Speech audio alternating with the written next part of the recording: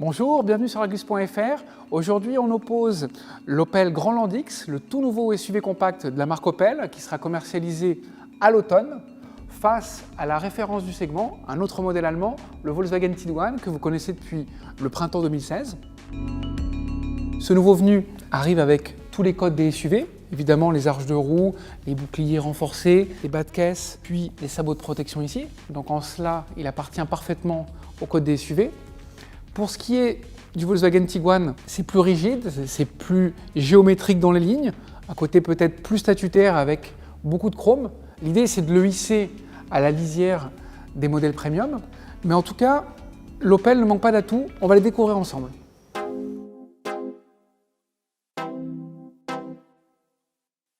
Pour l'Opel, le registre formel, c'est plus dans le dynamisme, avec des lignes plus souples, du galbe, du muscle.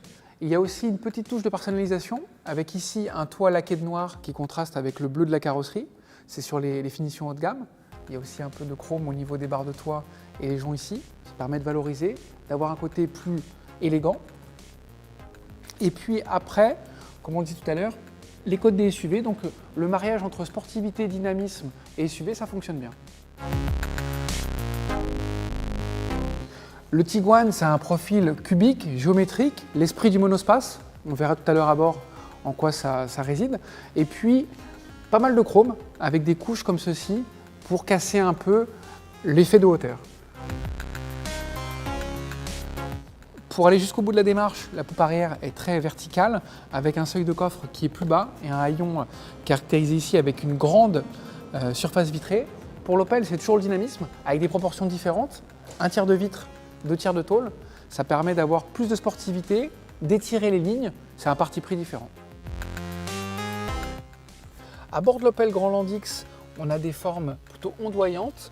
Tout est traité à l'horizontale avec ici l'écran tactile en bonne place, en dessous des commandes de climatisation.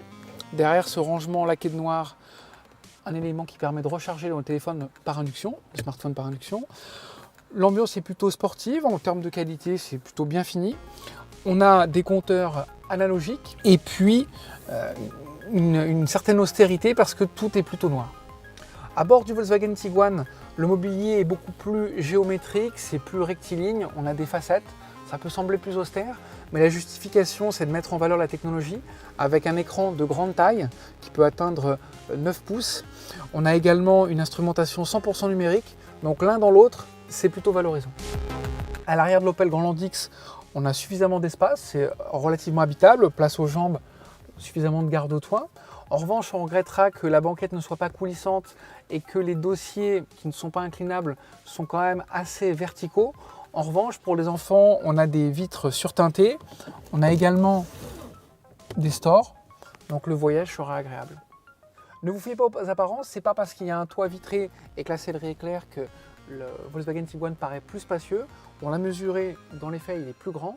Et puis en termes d'atouts, c'est surtout cette banquette coulissante et puis ces tablettes qui le rapprochent davantage d'un monospace que d'un SUV, qu'il est plus pratique et un peu plus fonctionnel. L'Opel Grandland X a un volume de coffre de 514 litres en 5 places et que lorsqu'on replie les deux dossiers de la banquette 2 tiers 1 tiers, la capacité atteint 1652 litres. En configuration à 5 places, le volume de coffre du Volkswagen Tiguan est de 615 litres. C'est 100 litres de mieux que l'Opel, parce qu'il a un double fond qui est plus creusé, et puis surtout parce qu'il a une banquette coulissante. Mais là, ce volume de coffre plus grand se fait bien sûr au détriment de l'habitabilité arrière, on ne peut pas tout avoir. En revanche, une fois que la banquette est rabattue, les deux modèles font jeu égal, avec une contenance qui va de 1652 litres pour l'Opel et 1655 pour le Volkswagen, donc c'est quasiment jeu égal. L'Opel Grandland X va à l'essentiel, 3 niveaux de finition, une motorisation essence, une motorisation diesel, ça fait au total 10 versions. Pour le Volkswagen Tiguan, c'est tout le contraire, c'est tentaculaire, il y a 30 versions possibles avec 4 motorisations essence, 3 motorisations diesel, des versions 2 roues motrices, des versions 4 roues motrices. Ça laisse l'embarras du choix et c'est peut-être compliqué parfois.